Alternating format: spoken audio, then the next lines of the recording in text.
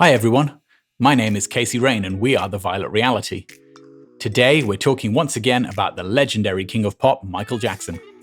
Most people are familiar with Michael's own songs, so today we're going to do something a little different and shine a spotlight on 5 songs that Michael gave away to other artists. People often don't think of Michael primarily as a producer or songwriter, but he certainly was. And so with this video we'll prove that by talking about his work as a songwriter and producer, not for himself, but for others.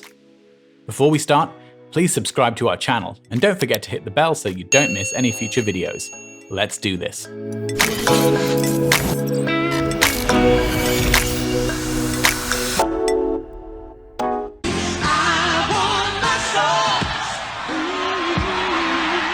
It's pretty common knowledge that the iconic Diana Ross was a pivotal figure in Michael's life.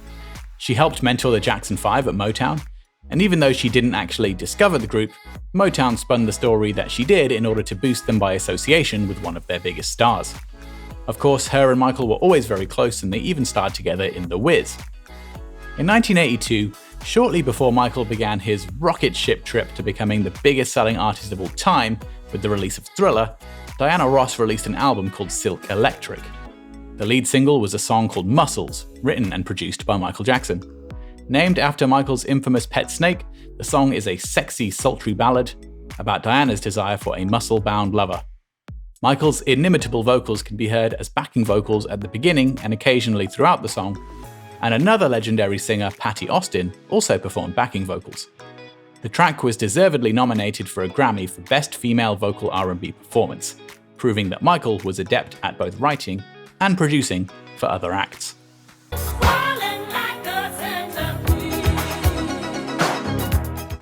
What's the use of having talented siblings if they don't help you out once in a while? Well, in 1984, Michael Jackson did exactly that, helping his oldest sister, Rebbie, out with a song called Centipede. Once again, both producing and writing this song, as well as doing backing vocals, Centipede went on to become a huge smash, achieved gold status with over 500,000 singles sold. It's an iconic 80s jam that is often still heard today.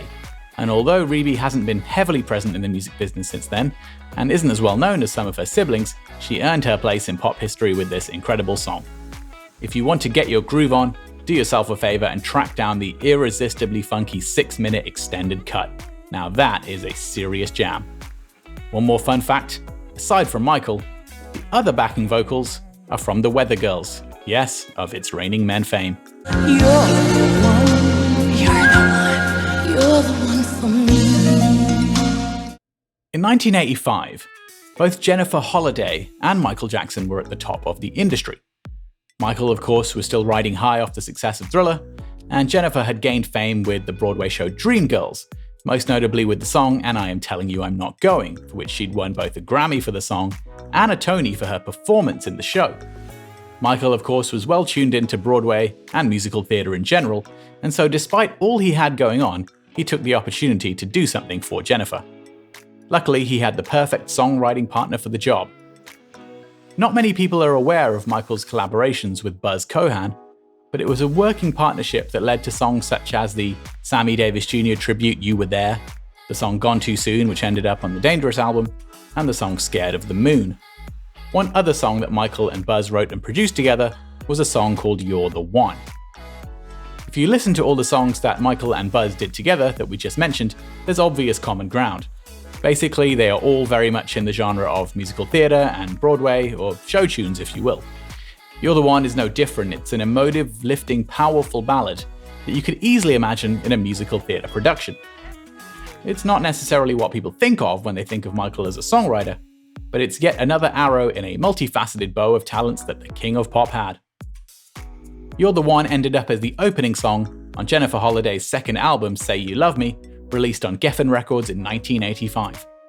And whilst it's probably fair to say this is one of the lesser known songs that Michael was involved with, it's an amazing song nonetheless. 'Cause it's all right now with me. Yes, it's all right now. Now here's an interesting one.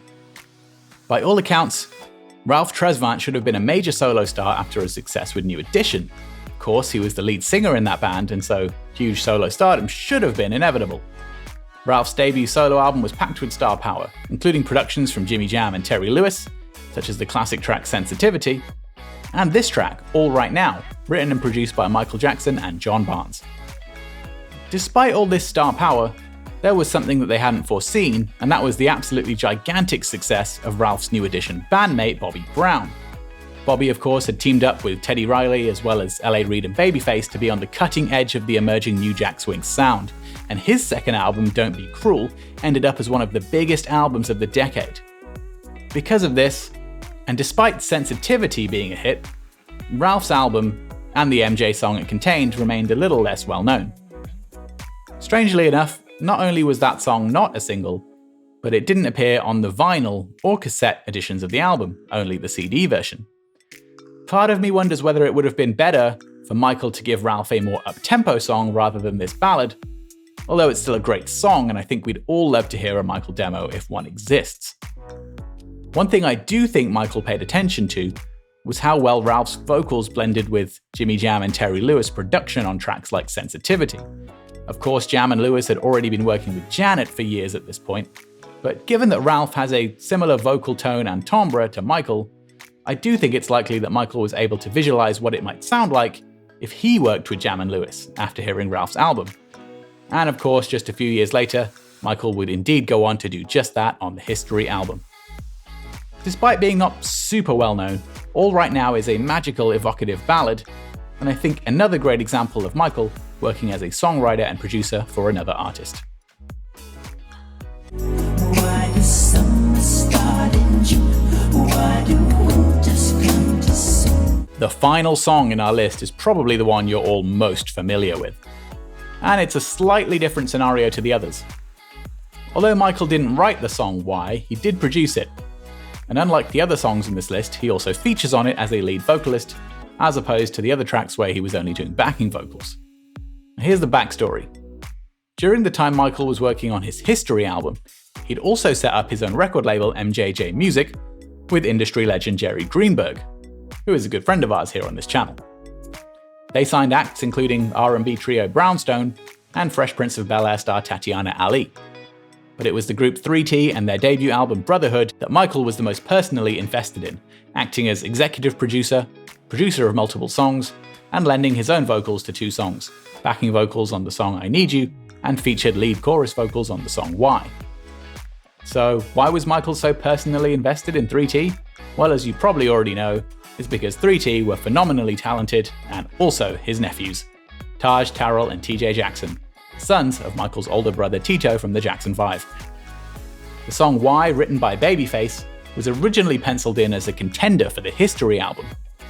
But as a smart businessman, a great uncle, and of course having a great ear, Michael realized that it was a song that would work perfectly for 3T, and that their album promo would certainly be massively bolstered by having him feature on a single. As it turns out, the album was a huge smash across the board, with massive singles including Anything, 24/7, and I Need You. The fact that the album was already a smash hit and it then had a huge song with Michael on it sent the album sales of Brotherhood through the stratosphere. Here in the UK and in Europe, 3T were among the biggest selling acts of the mid-90s, alongside folks like the Backstreet Boys and Spice Girls. I personally bought all of their records on release day, where I saw the Brotherhood tour, and all of this happened in the History era, where I also saw Michael perform live on the History tour. Let me tell you, it was Jackson Mania in the UK around that time.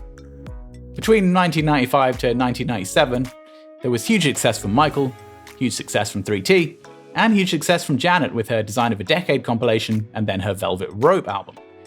It was an incredible time to be a fan of the Jackson family for sure. Going back to 3T, I can't say what it was like in the States, but here in the UK you'd see the videos for songs like Why, I Need You, and Gotta Be You on high rotation on music TV channels, just as much as you'd see Michael's huge videos from that time, like Earth Song, You Are Not Alone, and Stranger in Moscow.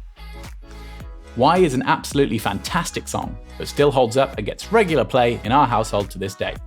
Black and white video is absolutely iconic, and Michael offering this song to 3T shows his great business acumen and attention to detail, knowing that it would be the perfect song for his nephews and the perfect opportunity for him to duet with them. And that's it for this video. What did you think about this video, MJ fans? Drop us a comment and let us know which of these songs is your favorite. And if you have ideas about the kind of videos you'd like to see us make, please let us know, as we'd love to hear them. We'd like to give a shout out to our friend Jay Leggett, admin of the MJ Archives on Facebook, who came up with the idea for this video. Lots more content to come, so if you love the King of Pop as much as we do, please subscribe and hit the bell for notifications. Until next time, stay bad, stay dangerous, and let's make history. Peace! Hey, St. Paul here. Make sure you go subscribe to The Violet Reality, the funkiest channel on YouTube.